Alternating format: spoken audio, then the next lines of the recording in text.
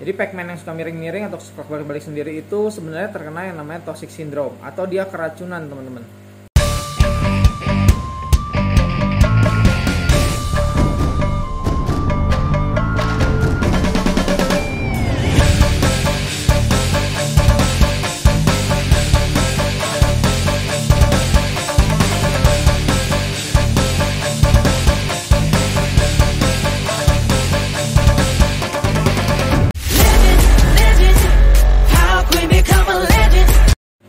Ya, halo teman-teman semua, ketemu lagi sama gue Setiawan Surya dari Wealth Genetics. Nah, di video kali ini gue mau bahas penyakit lagi ya, penyebab, terus penanganannya seperti apa. Oke, nah penyakit kali ini yang mau gue bahas adalah penyakit toxic syndrome, atau mungkin kalian lebih simpelnya ngeliatnya di pacman kalian kalau suka miring sebelah atau dia suka kebalik-kebalik sendiri.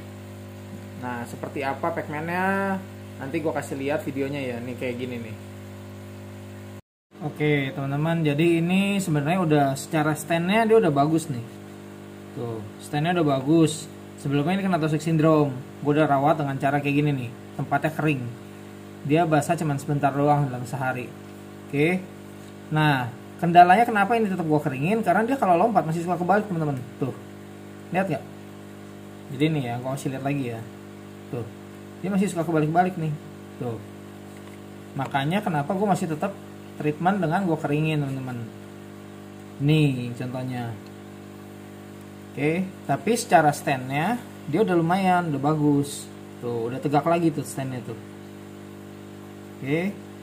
Nah, yang kayak gimana yang masih miring gue kasih lihat ya. Nah, ini dia teman-teman. Kalau kalian lihat, noh, badannya miring nih dia nih. Tuh. Ini masih gue treatment nih. Dia masih miring-miring.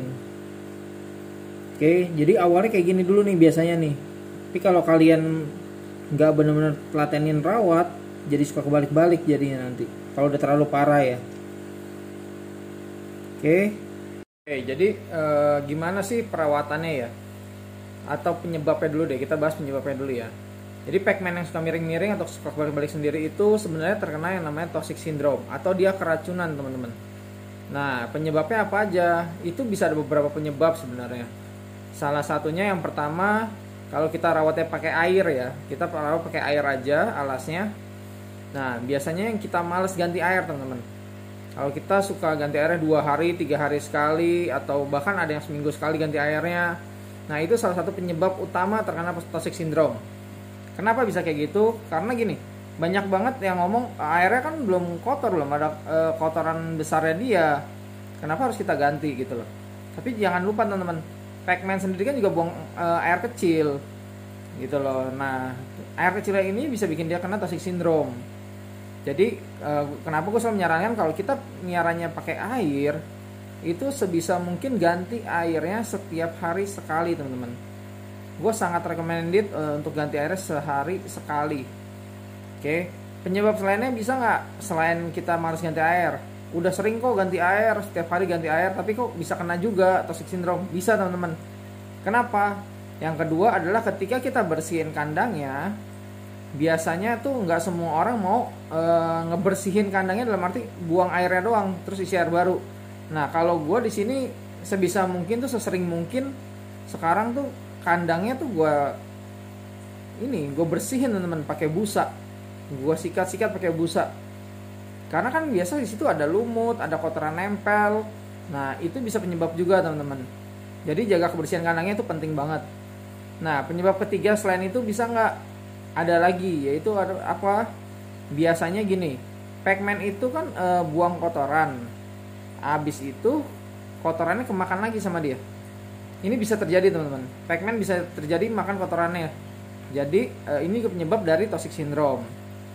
Atau pacman kalian tempatnya ukurannya misalkan udah 7 cm atau 8 cm. Tapi tempatnya panjangnya cuman 10 cm. Lebarnya cuman 8 cm misalkan. Terlalu sempit kandangnya. Nah, itu juga bisa mengakibatkan toxic syndrome, teman-teman. Nah, jadi kalau gue pribadi di sini kandang ideal sebenarnya kalau ukuran udah 7 cm sampai indukan Gue tuh pakai kandang ukurannya kurang lebih 20 kali 15 teman-teman. Atau biasa sih kalau mau simple ya beli kotak mutiara aja. Kalau gue pakai itu semua, itu udah aman sebenarnya. Nah, itu penyebabnya. Nah, sekarang kita bahas bagaimana penanganannya ya. Karena jujur banyak banget di luaran sana berita-berita tentang cara penanganan toxic syndrome. Gue udah coba beberapa cara, mulai dari yang pertama katanya ganti air sehari 3 kali 4 kali. Gue udah ganti terus, tetap aja toxic syndrome-nya begitu-gitu aja, masih miring-miring aja. Terus ada juga yang bilang pakai obat kimia, ada obatannya. Cuman gue sampai saat ini nggak berani pakai obat kimia. Kenapa? Karena balik lagi, amfibi itu kan nyerap apapun dari kulit. Gue ngerinya malah makin parah, bukannya sembuh malah makin parah. Jadi gue nggak pernah, sebisa mungkin gue nggak pakai obat-obatan kimia gitu loh. Nah, cara apa yang gue lakukan ini sebenarnya gue menemukannya secara tidak sengaja. Oke, sekali lagi, gue menemukannya secara tidak sengaja. Jadi gue pernah ada satu pacman gue toxic syndrome. Nah, gue nggak tahu ternyata kandangnya bocor teman-teman. Jadi ini kandangnya kering. Jadi setiap gue isi air, besokannya kok kering, besokannya kering. Gue nggak sadar. Nah, ternyata kok membaik gitu loh. Nah, akhirnya gue ambil kesimpulan sendiri waktu itu. Kebetulan kemarin gue ada pacman yang memang toxic syndrome, dia udah sampai kebalik. Biasanya sih kalau udah sampai kebalik agak lebih lama ya perawatannya ya. Cuman gue ada beberapa kemarin, ada yang sempat udah sampai kebalik, ada yang baru nunjukin gejalanya miring. Nah, gue treatment teman-teman, caranya simple. Gue cuman pakai kandangnya, dia ada air sehari itu cuma sekitar 15 menit. Sisanya gue keringin. Tapi balik lagi ya, pastikan kalian tidak menyimpan pacmannya di tempat yang terlalu panas. Oke, kalau tempatnya panas, terlalu kering juga nggak bagus buat dia. Nah, kebetulan di sini gue di ruangan sini suhunya kurang lebih 28 sampai 30, jadi masih ideal banget untuk mereka. Jadi gue waktu itu gue coba bener-bener kandangnya tuh gue keringin sama gue nggak kasih air sama sekali. Jadi biasa pagi gue beberes, nah itu gue rendam dia tuh di air kurang lebih 15 menit, terus gue masukin kandang lagi dengan kondisi kering kandangnya. Gue lakukan itu sekitar 2-3 hari dan ternyata gue itu amazing banget gue. Pacman yang awalnya gejala ringan, dia miring-miringnya jadi sembuh total. Nah, yang udah sempat kebalik-kebalik gue cobain dengan cara kayak gitu, membaik teman-teman. Dia udah nggak suka kebalik-balik sendiri. Nah, sekarang dia jadi masih miring, tapi nggak kebalik-balik sendiri. Nah, masih gue lanjutin treatmentnya. Jadi hopefully kalau kalian punya pacman yang toxic syndrome, semoga cara gue ini bisa ngebantu kalian. Oke. Tapi balik lagi, jangan lupa makannya tetap harus teratur. Ya, karena mereka tetap butuh daya tahan tubuh. Nah, setiap hari tetap harus ada basahnya, karena mereka balik lagi, amfibi kan nyerap apapun dari kulit. Jadi itu tetap butuh mereka lembab. Jadi kalau gue pribadi, gue keringin, tapi setiap gue bersihin ini, gue rendam dulu dia 15 menit ya di air. Habis itu udah gue keringin lagi sama gue. Dan itu terbukti di gue teman-teman. Itu semua beberapa ekor yang sempat miring-miring sekarang udah pada sembuh. Nah, kalau yang udah kebalik, yang suka udah parah banget kebaliknya atau miringnya udah parah banget, biasanya butuh waktu lebih lama. Tapi kalau yang baru-baru, gue pengalaman di sini itu 3 hari sampai 5 hari udah sembuh. Paling lama seminggu itu sembuh. Dia bisa balik lagi normal teman-teman. Nah, ini luar biasanya.